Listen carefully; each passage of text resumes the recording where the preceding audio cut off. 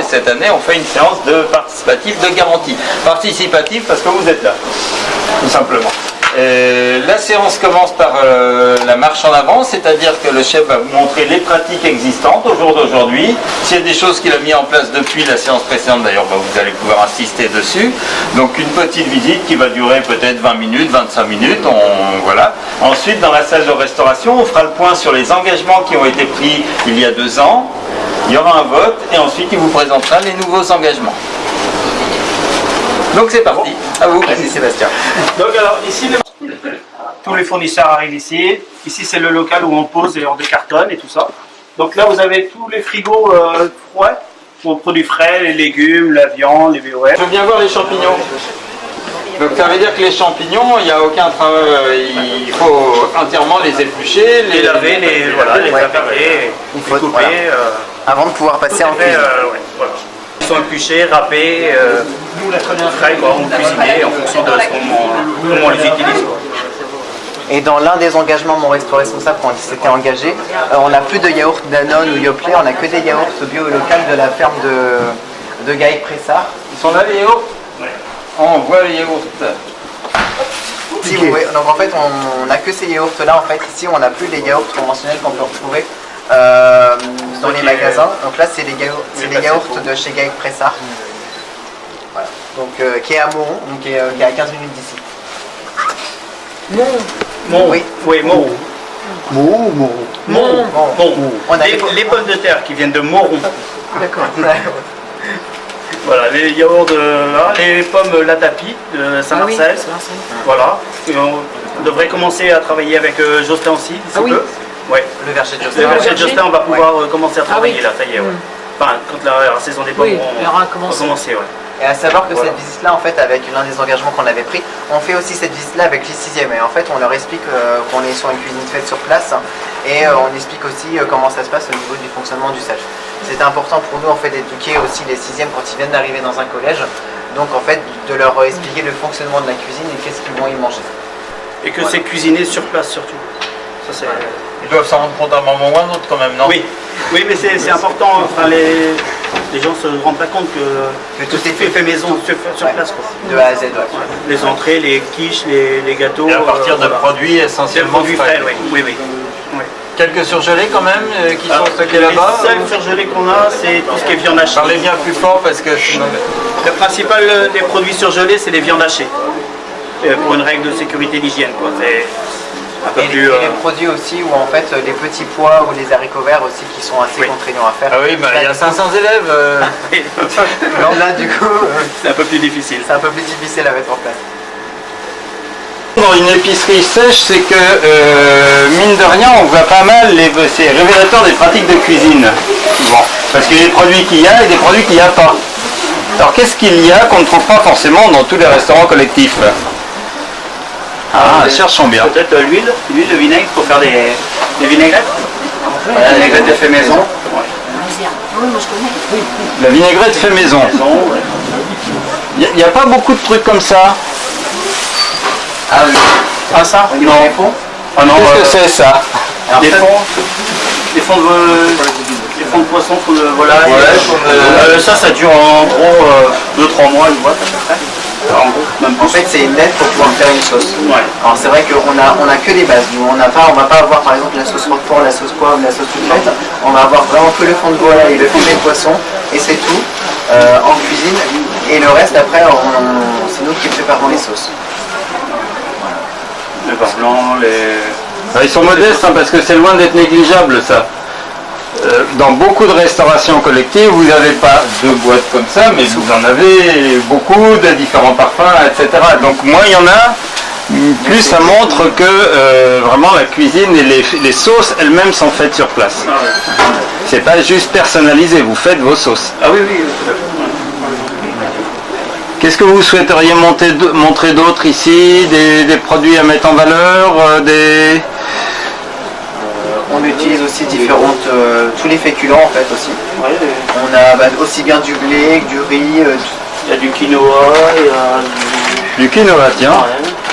Vous faites des choses un peu originales au quinoa. Oui, des recettes. Et ça passe comment ça auprès des élèves? Je sais pas, faut leur demander. Ah, c'est mitigé. Ben, ils sont là. On a utilisé du millet aussi. On a du millet. Non, c'est ça. Vous avez goûté le quinoa? Non, c'est le Vous vous en souvenez? En salade ou en plat? pas arrivé encore. Ouais, du boulgour. Vous en avez plus? Alors généralement, soit ils aiment bien, soit ils n'aiment pas du tout. Mais on leur fait découvrir de nouvelles saveurs aussi, c'est très important. D'accord, donc voilà, mais moi j'insistais pour voir la réserve sèche parce que je sais que c'est dans cette réserve sèche qu'on a des produits un peu originaux.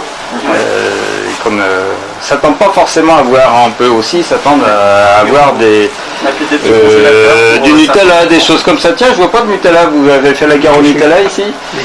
Ah, on en a mis un peu à un moment donné. On a eu, mais ça fait longtemps qu'on n'a pas fait. On n'a pas mis, ouais. Oui, bah c'est très bien. Continuez comme ça. Bon, Le non, Nutella, c'était vous- pour faire un dessert. que pour faire le dessert. Pas Ouais, c'était un dessert. Je suis Olivier Bouteau du Cèdre et j'aide la direction de l'établissement dans sa relation avec la Curie Restauration.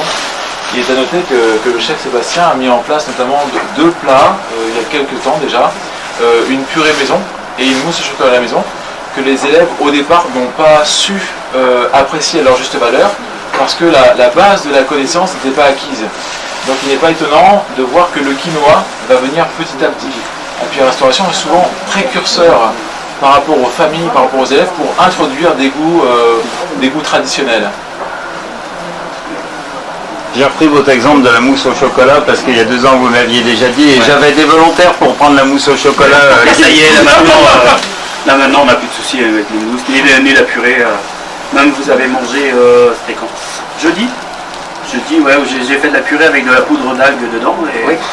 ça a été mitigé, mais Oui, mais jeudi, il n'était pas là. Ah, vous étiez pas là. J'étais à Londres. Oh, bah, c'était bien meilleur à Londres, c'est bien connu. Ah, mais vous n'avez pas pu faire l'atelier. On n'a pas goûté, on a loupé le repas. On va alors en refaire d'ici la fin de l'année. Oui, on a encore. Donc, on avait quand même mis des algues dedans et ça a été plutôt bien mangé quand même. On a un steam, des brûleurs, enfin des feux, et un four mixte, vapeur et sec. Voilà. Des tables chauffantes. Ça c'est ça pour cuisiner. Quelques petites casseroles. Mais ça représente quand il est fait en sec. Autour de 25 kg. 25 kg de pâte. C'est du matériel moderne que vous avez du coup? Oh oui, là c'est. C'est de cuisson, faites de la cuisson basse température pour les viandes ou les choses comme ça? Ah oui, moi je cuisine avec les rôtis avec des sondes. Tout à sonde et puis à basse température. Donc c'est là? Oui. Vous faites cuire à froid en gros. Ah non. Alors expliquez-moi un petit peu ce que c'est qu'une cuisson basse température et quel est l'avantage? Ça garde le moelleux de la viande quand même. C'est vraiment à 140 degrés et puis on cuit plus longtemps. On ne cuit pas 180 pendant 5 minutes. C'est beaucoup plus long que la normale, à la maison. Et c'est meilleur au final. Ouais. C'est plus moelleux. La viande elle sèche moins. Elle sèche beaucoup moins. C'est beaucoup plus long dans la cuisson, Mais mais la température c'est moins agressif. Mais effectivement, après, du coup, au lieu de saisir la viande et de la cuire à très forte température, et donc du coup, elle va se raidir, là, on va vraiment garder un rôti moelleux. Et on va faire une cuisson de 6 heures par exemple. Pour un rôti, c'est pas exceptionnel. Voilà, ouais. Même les sautés, tout ça, c'est à base de. Ça frémit tout doucement toute la matinée. On met dès le matin et voilà, ça compote, ça cuit toute la journée. C'est combien de personnes qui travaillent à la cuisine même pour le coup? Alors le matin, on est deux en production. Il y a peut-être Marie-Henriette quelque Ouais, part. qui est cachée par là. Elle est pas habillée. Marie-Henriette, Elle est pas habillée, donc voilà. On est deux en production le matin. Après, on est trois au service et une personne à la vaisselle. Et après, le ménage, l'entretien du bâtiment. Plus les élèves de temps en temps vous réquisitionnez pour des ateliers si j'ai bien compris. Oui. L'année dernière, ils sont venus aussi. Ça se passe où les ateliers? Ici même? Ici, oui. Voilà, on avait fait des tartelettes, je sais pas si. Non, vous n'avez pas fait. Des tartelettes pommes et épices. C'était par rapport à l'activité médiévale qu'ils faisaient. Avec les cinquièmes. C'était Le niveau cinquième. Le niveau cinquième, ouais, voilà. Le projet médiéval. Le projet médiéval. dans l'un de nos engagements, en fait, on doit faire des ateliers à thème pour les enfants. On a fait notamment les fleurs comestibles et les herbes aromatiques, ne serait-ce que la semaine dernière. Alors vous n'avez pas pu en profiter, mais vraiment les élèves étaient très étonnés de goûter de la rose, de la bourrache. Ils étaient vraiment ravis. Et de découvrir aussi l'estragon, la sauge, les vrais produits, les vraies herbes. Et c'est ça qui compte, ces vraies saveurs. Du coup, ils les retrouvent et ils ont bien aimé la cuisine. Alors, quand vous dites que vous êtes un peu précurseur, effectivement, faire de la cuisine à la bourrache, là pour le coup, vous n'en avez peut-être pas beaucoup aux cèdres qui en sont là. Par rapport aux adhérents du Cèdre, donc il y a 9000 adhérents, on a 300 dossiers en restauration et Sainte-Marguerite-Marie ici à Josselin a été un des 6 premiers établissements pilotes pour travailler avec la Fondation Culturéum parmi les adhérents du Cèdre. Aujourd'hui, non, la bourrache, c'est pas du tout commun. Par contre, on voit que chez API en l'occurrence, chez d'autres sociétés également, mais chez API, puisqu'on parle d'API aujourd'hui, il y a une vraie volonté même d'éditer des livres tous les ans en mettant en avant des techniques culinaires particulières, un peu avant-gardistes. Oui, tout à fait. Même de rentrer dans le self, ne serait-ce que pour leur faire découvrir quelque chose qu'ils ne connaissent pas. Parce qu'en fait, l'élève d'instinct ne va pas aller prendre quelque chose qu'il ne connaît pas. Alors que si il est en petite quantité, il va déguster, il va se dire « Ah, mais oui, ça c'est super bon ». Et donc du coup, il va prendre une part pour son dessert, par exemple. Ouais, il faut vraiment leur faire, faut toujours être... faut leur parler et leur expliquer, leur montrer que c'est bon, hein, ça a été fait maison, et une fois qu'on a discuté avec eux, ils prennent et après il n'y a plus de soucis. À savoir que Sébastien est aussi disciple d'Escoffier, puisque l'année dernière on a fait la saison des chefs avec un chef traiteur et Sébastien, donc suite à cette relation qu'il y a eu avec le chef du traditionnel, Sébastien a vraiment lié un contact et donc du coup il a été intronisé pour rentrer dans la confrérie. Pour des disciples d'Escoffier afin de valoriser en fait le fait maison et aussi de promouvoir des actions tout au long de l'année en faisant des actions caritatives. Il y a un diététicien ou diététicienne qui s'occupe des menus ou alors comment ça se passe en fait? Alors aujourd'hui c'est moi qui fais les menus. Après j'envoie valider à Fabien qui est mon chef et à la diététicienne qui elle valide les menus. L'équilibre alimentaire. Ouais. Le bilan, et on peut le dire globalement positif, voire très positif, il n'y a pas beaucoup de choses, de remarques négatives. La seule chose, c'est effectivement d'avoir plus de fruits, des mayonnaises, voilà. Du ketchup, mais bon, voilà, quand on explique que la diététicienne n'est pas d'accord, voilà. Ils ont bien compris le sens du repas équilibré et de l'intérêt de ne pas mettre des frites tous les jours. Voilà. Ou presque. Donc il n'y a même pas de poubelle ici. Donc après, une fois qu'il Du débarrassage expliqué. venez. Allez, Allez, on a besoin de cobayes. Allez, on a besoin de vous. vous allez nous expliquer comment vous triez. On prend le plateau, on lance et dans les assiettes, quand on n'a pas tout mangé, on fait ici. À part les serviettes de la salade, on met ici. Les serviettes aussi, on les utilise, on les met ici. Ce qui est dessert, toutes les choses. Podio, tout ça, on les met ici. Là, on met les verres.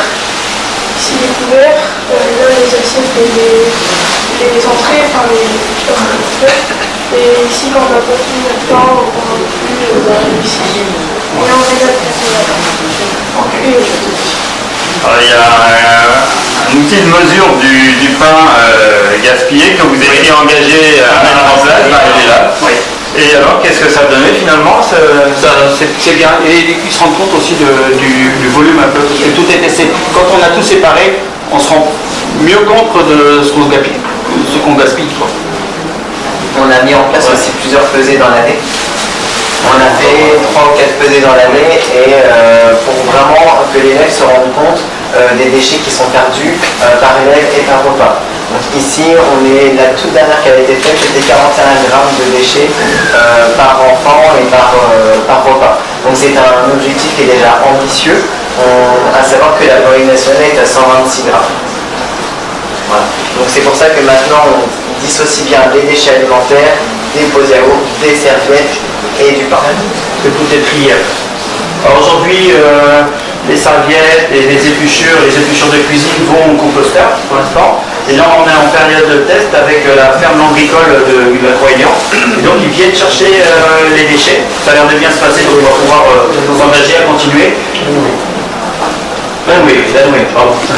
Et donc, du coup, on va continuer à travailler avec eux et ils viennent chercher tous les fins de semaine, ils récupèrent tous les déchets organiques. Ils sont transformés en terreau. C'est le but, c'est que vous leur en donniez le moins possible.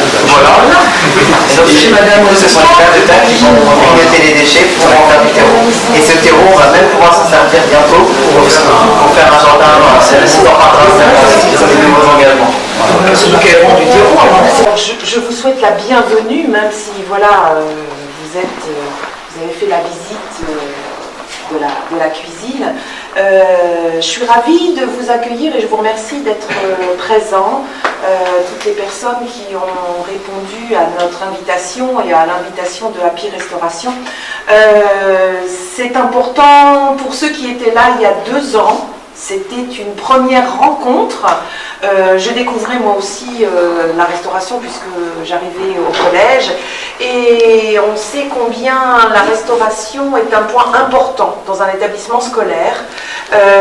Pour un chef d'établissement, c'est pas le cœur de métier, bien sûr, notre cœur de métier c'est la pédagogie, mais on sait combien quand les élèves mangent mal le midi, combien pour un chef d'établissement c'est un casse-tête. Ici, je peux dire que vraiment, il n'y a pas de souci. C'est-à-dire les retours des parents et les retours des enfants, des élèves, je l'ai dit tout à l'heure, mais quand on fait les commissions restauration 2 fois par an, les questionnaires, les élèves et les parents présents, parce que les parents sont présents aussi, montrent tous les points favorables qu'il y a par rapport à la restauration. Les enfants mangent bien, ils sont bien accueillis par Sébastien, par son équipe. Ça, c'est quelque chose qui me paraît aussi important. Il y a un vrai échange avec l'équipe. Voilà, Sébastien explique ce qu'il y a, encourage à prendre tel ou tel plat. Il y a des animations et il y a la partie pédagogique, on l'évoquait tout à l'heure avec le projet médiéval, avec l'équipe enseignante. Il y a vraiment un lien qui se fait. Et je trouve que c'est intéressant, on y apporte aussi, je m'adresse là aux enseignants qui sont là, on apporte aussi notre pierre à la découverte du bien manger.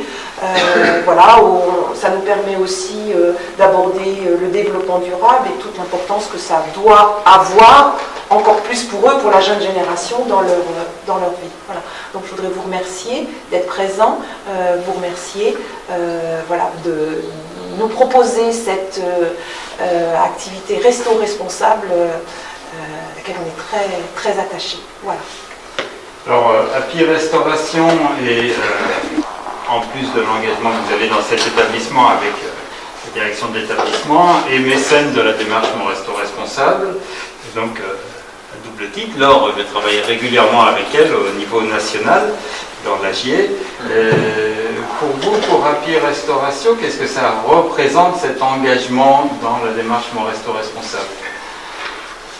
Mon Resto Responsable, c'est vraiment s'engager pour les enfants, pour la planète aussi, parce que c'est vraiment l'objectif ultime, c'est de servir une prestation de qualité aux enfants, d'apporter un supplément sur des produits et de leur faire découvrir de nouveaux produits, et en même temps d'avoir un impact sur le gaspillage alimentaire, voilà, notre objectif c'est vraiment de réduire les déchets et donc de favoriser après, et de faire découvrir également les saveurs, etc. Ouais, vous présentiez les choses tout oui, à oui, l'heure. Vous voulez ajouter quelques mots sur le restaurant, sur la restauration avant qu'on passe à... Non. Je pense que Madame Salin a bien résumé l'ampleur aussi de la tâche. En plus, vous avez des compliments, donc c'est pas la peine que vous les fassiez. Moi, avant qu'on démarre, je voudrais quand même dire quelques mots au nom de la Fondation Nicolas Hulot. Déjà qu'on est ravis que vous en soyez année plus 2 pour le coup, pour vous, et il y a encore assez peu puisqu'on a lancé la démarche en juin 2016 officiellement avec le réseau Restoco. Il y a encore assez peu de structures qui en sont à la 2e année, donc à la phase de garantie participative à laquelle on va participer tout de suite. Je voudrais vous dire aussi que depuis 2 ans, le contexte s'est aggravé, général. Nicolas Hulot l'a rappelé hier soir encore sur France 2. Et on ne peut plus se mettre la tête dans le sable. C'est maintenant qu'il faut changer. Donc vous avez pris un peu d'avance et c'est très bien. Ou alors c'est que vous avez moins de retard que les autres. Je ne sais pas comment on doit présenter les choses, mais on va dire vous avez pris de l'avance, c'est très bien. Maintenant on est vraiment tout au début et il faut vraiment changer d'échelle. Évidemment, je m'adresse à vous puisque vous avez été promu récemment au titre de disciple d'Escoffier. C'est pas ça que je pensais en interne à API. Développement durable. Référent développement durable pour la Bretagne. Pour la Bretagne. Donc on peut l'applaudir. Pour changer de modèle complet et notamment de modèle agricole. Si on veut changer de modèle agricole, il faut changer de modèle alimentaire. Ça va de soi. C'est pour ça que mon resto responsable et que la restauration collective en général sont essentielles. Parce que vous pouvez tirer les choses en avant vers une alimentation de qualité, sans pesticides ou avec moins de pesticides. Je pense que vous avez eu les procès avec Monsanto. Les preuves ne sont plus apportées. Il y a des jugements maintenant. On sait qu'il faut se débarrasser le plus vite possible de ces produits chimiques qui sont dangereux, en premier pour les agriculteurs et en second pour nous. Donc allons-y, c'est maintenant, c'est tout de suite, c'est pas dans 10 ans. C'était juste ce que je voulais dire pour mettre un petit peu la pression générale, mais rajouter à la fois, reprendre un petit peu ce que disait Nicolas Hulot hier soir. À la fois c'est angoissant, parce qu'on sait là, tiens, il le citait, qu'en ce moment même à Paris, il y a une réunion internationale des responsables des scientifiques de la biodiversité, l'équivalent du GIEC pour le climat, pour la biodiversité. Les résultats qu'ils vont annoncer sont absolument catastrophiques. On est dans une situation de cataclysme environnemental, il faut bien, et on n'y échappera pas, c'est trop tard pour y échapper. Ce à quoi on peut échapper, c'est au pire. On peut moduler la disparition des espèces et éviter qu'il y en ait trop qui disparaissent. Mais les chiffres sont vraiment alarmants. Je suis désolé d'être catastrophiste, mais il y a 17 ans, quand Jacques Chirac a dit « notre maison brûle et nous regardons ailleurs », si on s'est mis à regarder actuellement, moi je dis « on regarde la maison brûlée ». C'est pas beaucoup mieux. Il faut peut-être faire quelque chose. Si on attend que ce soit les pompiers qui arrivent pour éteindre le feu, ça ne marchera pas. Les pompiers, c'est nous. Et donc, c'est vous. Mais merci de jouer le rôle de pompier. Vous êtes promu au titre de pompier. Vous communiquez. Les nouveaux engagements. Sur le bien-être, proposer un menu végétarien par mois. Une fois par mois. Une fois par mois. Vous avez testé les ateliers déjà et donc là vous lancez pour régulièrement un menu végétarien une fois par mois. On en fait quelques-uns de temps en temps, mais là ça sera vraiment un menu entier, d'une entrée au dessert végétarien.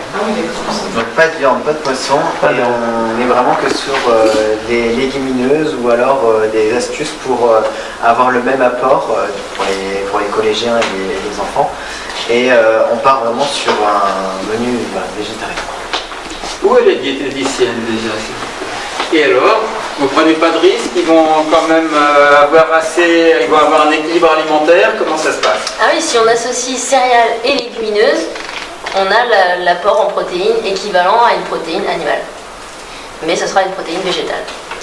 Donc il n'y aura pas de carence, il n'y a pas de risque de carence. Il y a les mêmes apports, sauf que ce n'est pas la même qualité de protéine. Voilà. Donc si on associe pâtes et lentilles par exemple. Si on se contente d'enlever la viande, ça marche pas quoi. Ah non. Non. Si on enlève la viande, qu'on met que des céréales et des légumes par exemple, on n'aura pas les protéines nécessaires pour être en équivalent justement d'une protéine animale. Alors au niveau de général de l'alimentation, on considère qu'il y a en gros dans nos sources alimentaires 2/3 de protéines animales et 1/3 de protéines végétales actuellement. En fait, il faudrait l'inverse. Donc un menu végétalement pour commencer, il faut y aller régulièrement, mais à l'avenir, il faudra le multiplier, il faudra que ce soit davantage. Une fois que les enfants y auront pris goût, que les recettes seront bien au point, qu'ils les auront validées, la recette qui les consomment. Du coup, il ne faudra pas hésiter. En fait, on est dans un excès de protéines animales par rapport aux protéines végétales. C'est bon ni pour notre santé, ni pour les gaz à effet de serre, puisqu'on sait que, et en plus pour nourrir la population mondiale, il n'y a pas de quoi sur Terre nourrir toute la planète, toute la population avec la quantité de viande qu'on consomme dans nos pays. Donc c'est juste pas possible.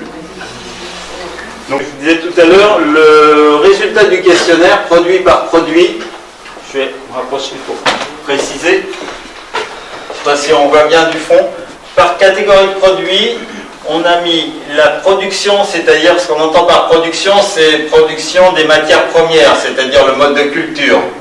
Donc ici, un petit peu de vert, ça veut dire que soit pour les fruits, soit... Ben, ça doit être, à mon avis, c'est les pommes bio qui sont là. Oui. Voilà. Là, il y a eu un effort particulier de fait sur l'agriculture biologique. Ça pourrait être aussi des produits label rouge, etc. Enfin, voilà. C'est ça qu'on entend par production. Proximité, ben, c'est le fait d'utiliser des produits qui sont à moins de 150 km du lieu où on les consomme. Je précise que ce ne sont pas des pourcentages. Le questionnaire ne vous demande pas de pourcentage. Donc c'est juste que quand c'est ici fait en cuisine, ça ne veut pas forcément dire que c'est 100% fait en cuisine. C'est que vous avez répondu oui à toutes les questions sur le fait en cuisine. Bon, ce qui est déjà beaucoup. Ça donne donc, pareil pour les produits frais. Vous n'avez pas 100% de produits frais, mais vous avez une grosse majorité de produits frais. Vous avez répondu oui à toutes ces questions. Voilà, ça vous donne un aspect général des produits qui ont été particulièrement travaillés. Vous voyez que la charcuterie, vous avez travaillé la proximité sur la viande, sur pratiquement tout d'ailleurs. Hein. Ouais. Et pour les conditions de production bio, etc., ben c'est une marche qui reste que vous avez entamée avec les produits laitiers, mais qui reste à franchir, les pommes et qui reste à franchir, mais un petit peu comme c'est le cas général en France. Hein. C'est le bleu blanc cœur. Oui. Qu'est-ce que c'est que le bleu blanc cœur? Alors ça vient de la viande de porc 100% issue de la filière bleu blanc cœur. En fait, bleu blanc cœur, c'est un engagement de qualité. C'est-à-dire qu'on va nourrir les porcs avec des céréales diversifiées qui seront plus riches en oméga 3. Et en fait, ces oméga 3 vont aussi se retrouver, bien sûr, dans l'estomac des collégiens et apporter une meilleure qualité de viande qui apporte des bienfaits plus importants. Et le bleu blanc cœur, pour les porcs en Bretagne, ça se trouve facilement? Notamment oui, sur Bernard à Locminé, qui a quelques kilomètres, quarantaine. Ah, c'est des bleus blancs cœur locaux alors pour le coup. Oui. Tout le porc vient de chez Bernard à Locminé. Donc là, il y a les mêmes producteurs, mais en bleu blanc cœur. Ah, vous accompagnez en fait la montée en gamme quelque part. Oui. Ça, c'est l'idéal. Ils font déjà, mais on n'a jamais travaillé encore sur le bleu blanc cœur. Oui, bah, du coup, plus vous leur achetez, plus ils vont avoir tendance. C'est exactement le but, ce que je disais tout à l'heure, que la restauration collective tire l'ensemble des filières, évidemment avec vos volumes d'achat. Alors, les éco-gestes, les conditionnements jetables. Vous allez remplacer les pots de yaourt par des seaux. Alors, c'est pas un seau par élève quand même. Non. non, on va essayer de diminuer le pot individuel, mais notre fournisseur de yaourt nous livrera en seau de 10 kg. Comme ça fera moins de plastique jeté, quoi. Et plus de travail pour vous. Un peu plus de travail, oui, parce qu'il faudra tout remettre en ramequin, mais ça sera un peu moins de plastique dans la nature. Ici, les lombriques dans le jardin, avant, un petit peu plus loin quand même. Avant, on avait le composteur, et là, depuis un moment, on est en période test avec la ferme lombricole, et ça a l'air de bien se passer, donc on va continuer à travailler avec eux. Et donc, toutes les semaines, ils viennent récupérer tous les déchets organiques, les serviettes des enfants, les épluchures de cuisine, tout ce qui est épluchures des enfants aussi quand ils ont fini le self. Tout est mis dans des bidons, ils viennent chercher, et eux, ils transforment ça en terreau. Terreau que vous allez récupérer, et qu'on réutilisera dans les engagements suivants. De ça, il me semblait que vous aviez un dispositif pour ne pas en prendre trop d'un coup, ou en prendre une seule, on essaie de, Et du coup, là, en plus, vous envisagez ce qu'elle soit écolabellisée, oui. Enfin, marron... beige, quoi. Beige, oui, voilà. Ouais. Il y aura moins de produits chimiques dedans, quoi. il y avait de la filière issue de Papier, des papiers FSC, recyclés, voilà, du broyage de bois, certifié. enfin voilà. Produit d'entretien tout Ouais. à l'heure, mais il y a aussi l'eau, tout simplement. Qu'est-ce que c'est un plan de nettoyage? C'est une fréquence de nettoyage? Alors un plan de nettoyage, c'est-à-dire que tous les jours on est soumis à des normes à respecter pour nettoyer et désinfecter un plan de travail. Maintenant il y a des nouvelles méthodes qui existent qui nous permettent en fait d'être aussi efficace en utilisant moins d'eau.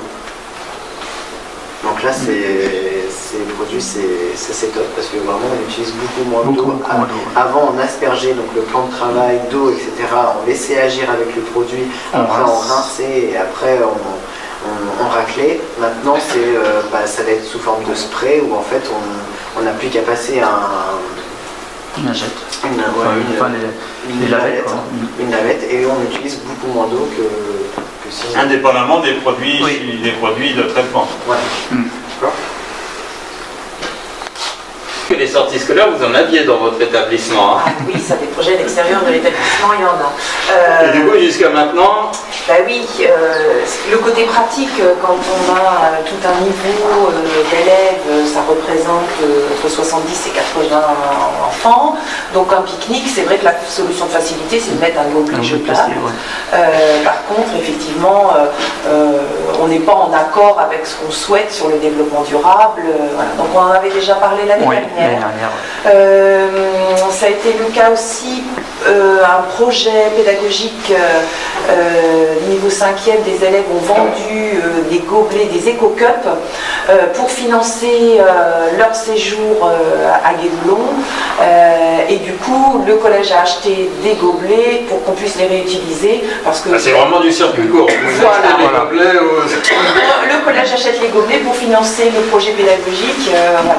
Donc on a commencé sur cette lancée-là et il faut qu'on... Bon, c'était aussi de dire, bon, est-ce que ça va pas être compliqué de mettre en place, voilà. Et on voit que aussi, je pense à la journée d'intégration des 6e, où on accueille les CM2 des écoles primaires, on distribuait des gobelets au moment du goûter sur la fin de journée. Ben là, il faut qu'on achète à nouveau des gobelets pour pouvoir récupérer le gobelet. J'imagine que oui, ça va plaire aussi aux enseignants et enseignantes qui enseignent en classe, qu'il ne faut pas... Hein, vous voyez ce que je veux dire? Vous pouvez compléter mon propos peut-être. Non, tout le monde a compris, on ne peut pas enseigner des choses d'un côté et puis pas mettre en pratique dans la vie courante. Atelier culinaire, alors, en plus des autres ateliers, un atelier sur le thème du gaspillage alimentaire. Alors qu'est-ce que ça veut dire un atelier culinaire sur le thème du gaspillage? Vous leur apprenez, c'est l'art de cuisiner les restes, c'est ça? Voilà, les épluchures par exemple. L'art de cuisiner les épluchures, alors là ça devient fort. Oui, on peut éplucher quand on épluche les pommes de terre, les carottes par exemple, bien laver les carottes bien sûr avant, et on les épluche, et là on peut faire un cake ou des choses comme ça, voilà. Ou des potages, ou des sauces, enfin vraiment plein de... Les fans de J'ai l'impression carottes. que vous amusez bien dans votre métier, vous, et avec les élèves, hein, quand même. C'est ça, les gens passionnés. Voilà. Donc on va essayer de leur faire des petits ateliers comme ça de temps en temps aux élèves. Avec quelques groupes. Hein, Vous trouvez des volontaires pour ces groupes d'ailleurs? C'est facile. Oh oui, je pense qu'il va y avoir des volontaires. Même pour cuisiner des épluchures de carottes. Oui, Bon, ben, bravo. Ça prouve qu'ils vous font confiance. Faire un petit peu aborder le sujet. Et à quoi va servir ce compost de la ferme de Lombricole?